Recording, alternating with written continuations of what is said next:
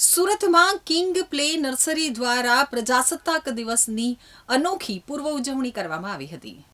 સમગ્ર દેશ જ્યારે 77માં પ્રજાસત્તાક પર્વની ઉજવણીની તૈયારીઓ કરી રહ્યો છે ત્યારે ડાયમંડ સિટી સુરતમાં અત્યારથી જ દેશભક્તિનો રંગ જામ્યો છે। સુરતના વરાછા વિસ્તારમાં આવેલી કિંગ પ્લે નર્સરી દ્વારા પ્રજાસત્તાક પર્વની અનોખી પૂર્વ ઉજવણી કરવામાં આવી હતી।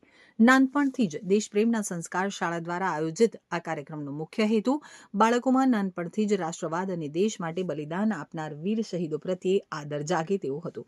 નર્સરીના નાના નાના ભૂલકાઓને દેશની આઝાદીનો ઇતિહાસ અને ક્રાંતિકારીઓના યોગદાન વિશે રસપ્રદ માહિતી આપવામાં આવી હતી।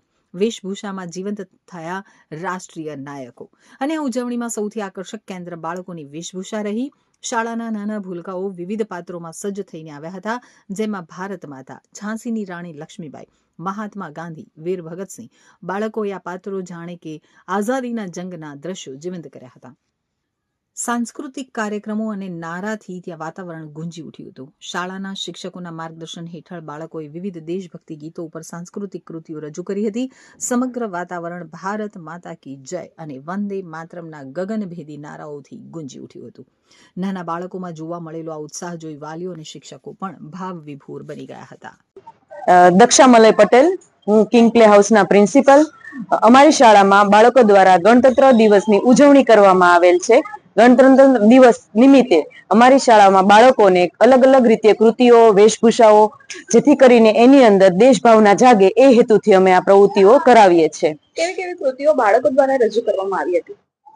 રાણી લક્ષ્મીબાઈ, ગાંધીજી, અમને અવનવી ઘણી બધી એવી પ્રવૃત્તિઓ છે જેથી પ્રચાર થાય અને બાળકોને દેશની વિશે ખ્યાલ આવે કે આપણો દેશ વિશ્વગુરુ તરફ કેમ જશે એ હિસાબથી। આપની શાળા દ્વારા બાળકોને કઈ રીતની આવૃત્તિઓ દર વખતે કરાવવામાં આવે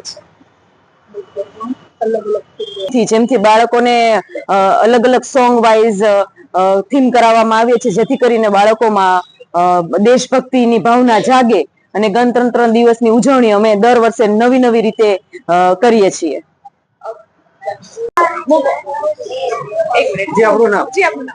હું વર્ષા પારસ જોડિયા, કિંગ પ્લે હાઉસમાં એક શિક્ષક તરીકે છું। અહીંયા અમે અમારા છોકરાઓને એઝ અ ટીચર તરીકે, શિક્ષક તરીકે છોકરાઓને નવી નવી અલગ અલગ રીતે નવા નવા ડેઝ ઉજવીએ છીએ। આજે જે ગણતંત્ર દિવસ છે એના બારામાં અમે ટીચરોએ છોકરાઓને પ્રતિકૃતિ તૈયાર કરીને સારો એવો ડાન્સ કરાવ્યો છે, જેનાથી છોકરાઓને ખબર પડે કે આપણા દેશ કઈ રીતે આઝાદ થયો, આ ગણતંત્ર દિવસ શું છે, એની માટે અમે અહીંયા અમારા પ્રિન્સિપલ મેમની મદદથી અમે તૈયારી કરાવી છે।